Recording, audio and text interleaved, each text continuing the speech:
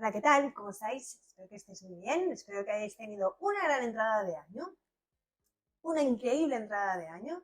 Aquí estamos otra vez, de nuevo, seguimos aportando información a los tutores para que podáis establecer una mejor relación con vuestro perro, que podáis entender qué pasa delante de determinadas conductas, que podáis mejorar en vuestra relación, en vuestro día a día, esos hábitos en la convivencia, aquellas cosas que hay que acabar de pulir, aquellas cosas que hay que terminar de mejorar. Hoy vamos a hablar de un tema que es de las principales cosas que se empiezan a trabajar cuando los tutores perrunos acuden a un educador, a un odontólogo o a un adiestrador, y que muchas veces no se ve a simple vista, pero es de las cosas más importantes a la hora de empezar una terapia en el tema de educación o de etología. ¿Qué es el estrés? El estrés, esto es algo que no es nuevo ni para vosotros ni para vosotros. El estrés es algo que está muy presente en nuestras vidas, ya por el ritmo que llevamos, por el ritmo de la rutina, trabajos, niños, día a día, rutinas, horarios, gimnasios, estudios, etcétera, etcétera. Y eso en el mundo de los perros también es algo que pasa mucha factura. Como os decía, me atrevería a decir que el 95% de las terapias que empezamos los educadores o etólogos al principio se basa durante los primeros 15 días en una reducción de los niveles de estrés, porque realmente llegan los perros con unos niveles de estrés tan altos que no son capaces de ver qué es peligroso o qué es amenazante o qué no. Entonces, vamos a empezar con ello. Damos entrada al vídeo y empezamos.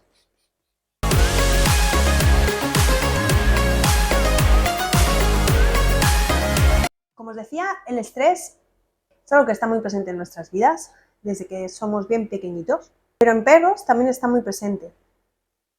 Al final no deja de ser un mecanismo que produce nuestro cerebro, nuestro sistema nervioso, delante de posibles peligros, amenazas o miedo, y es una respuesta que viene provocada desde nuestro cerebro hacia nuestro cuerpo. Y eso se convierte en quedarnos congelados, en huir o enfrentarnos al peligro.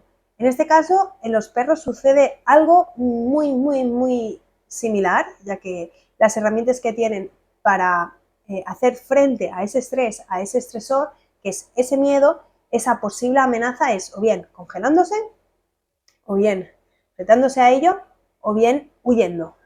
El problema aquí viene cuando ese estrés se queda muy prolongado en el tiempo. ¿Qué quiere decir esto? El estrés es necesario para nuestras vidas. De hecho, hay el estrés bueno, que se llama eustrés, o el estrés malo, que es el distrés. El estrés bueno es aquel en que nos presentamos con algunos challenges, algunos problemas que sí que somos capaces de enfrentarlo. Nos conseguimos enfrentar de una manera positiva. Ello nos permiten avanzar, nos permiten crecer. Por ejemplo, delante de un examen que final de carrera, un examen de final de trimestre, nosotros estamos estudiando, eso nos crea estrés hasta el día, el momento en que llegamos ahí, hacemos el examen y ya como que nos pasa. Y cuando recibimos esa nota, si hemos aprobado, si hemos sacado una buena nota, digamos que ese estrés ha valido la pena. ¿Por qué? Porque ha habido un avance, había un miedo, por ejemplo, a suspender, pero aún así ha valido la pena. ¿Por qué? Porque eso te conlleva a pues, aprobar la asignatura, acabar la universidad, aprobar de curso, etcétera, etcétera. En el caso de los perros sirve algo, es una cosa muy similar. De hecho, muchas herramientas, muchas pautas que se dan al principio o que se trabaja a través de la educación canina consciente, es así. De hecho, la desensibilización de, por ejemplo, pirotecnia, ruidos, lluvia, viento, desensibilización de corredores, de petardos, etcétera, etcétera, se empieza así, de una manera gradual, exponiéndolo al principio a una distancia o a unos niveles muy flojitos que el perro pueda tolerar. Y luego, a medida de que van asimilando y que consiguen llevar ese volumen o a esa distancia bien, se van incrementando las dificultades. Bien. Ese, digamos, sería el estrés bueno, el estrés que te lleva a, bueno, sí que te da un poquito de miedo, pero te permite avanzar y es un estrés que es estable y necesario para tu vida. El problema aquí viene cuando el estrés malo, cuando todo lo que percibes a tu alrededor es malo, es negativo. ¿Qué pasa con ese estrés? La verdad que llegan perros de familias totalmente desbordados, incluso con problemas patológicos a nivel de alopecia, a nivel de alergias en la piel, alergias en las patitas e incluso sin apetito, etcétera, etcétera, que puede provocar eso, un determinado largo proceso en el tiempo, puede ser muy contraproducente para la salud del perro, así como el humano, pero bueno, en este caso estamos hablando de perros. Entonces, ¿qué pasa? ¿Qué pasa si estamos en ese estado? Primero de todo, con un perro no se puede trabajar así. ¿Por qué? Porque como ya os he adelantado antes, un perro que percibe que todo a su alrededor es peligroso, todo a su alrededor es una amenaza, vive en un control, en un total caos interno que donde nunca se puede relajar, nunca se puede descansar, siempre está atento, siempre está controlando todo, siempre está hipervigilante. Es un perro que no puede desconectar. Y así es como muchas veces se empiezan las terapias, como ya os digo, porque son perros que no hemos sabido entenderlos como tutores, no hemos sabido ver qué pasa a su alrededor o qué miedos tenía. Poco a poco eso se ha ido haciendo una montaña muy, muy grande. Entonces, ¿cómo se hace para intentar evadir el estrés? No hay que evadirlo, sino que hay que intentar tener unos niveles de estrés más o menos estables para cuando haya picos de incremento de estrés, como puede ser cuando viene San Juan, que hay muchos petardos, cuando viene la Navidad, que hay vacaciones, hay distintos horarios, hay muchos cambios en la familia, o como puede ser, por ejemplo, una mudanza, la llegada de un bebé a la familia.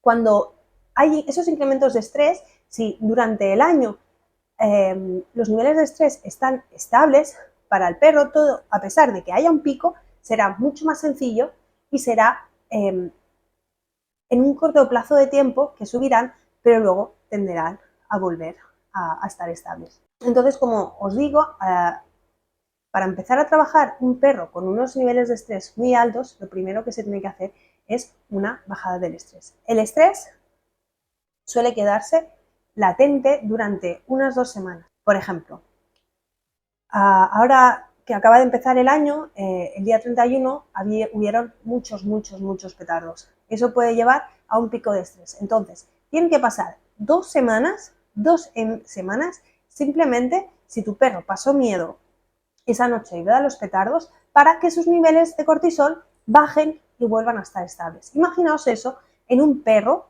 durante semanas, meses, años. Es extremadamente difícil empezar a trabajar con un perro que no tiene ni capacidad de concentración, todo lo percibe como una amenaza. Entonces, como ya os comento, siempre se empieza bajando los niveles de estrés. ¿Y cómo se bajan los niveles de estrés? Pues paseos tranquilos, en zonas horarias donde haya menos gente, paseos por el campo, haciendo ejercicios de olfato, dando masticación, dando juego, pero un juego sano, un juego que no sea excesivamente que lo active. Por ejemplo, tirarle la pelota una y otra vez, eso no os lo aconsejo para nada.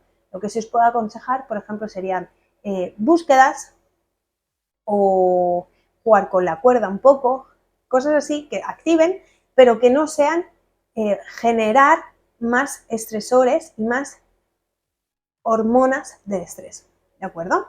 Entonces lo que os recomiendo aquí es revisar la rutina de vuestros perros, qué puede hacer que esté alterando esos niveles de estrés, ya que si tenemos un perro que ladra por todo, ladra a otros perros, ladra a personas, ladra en casa, no consigue dormir, no tiene apetito, reacciona a cosas que antes no reaccionaba, tiene muchos miedos a cosas que antes no tenía. Si vemos que están en un estado súper alto, ahí hay que mirar muy bien qué está pasando, qué ha podido haber ahí, porque seguro que hay algo que está estresando y no lo estamos viendo.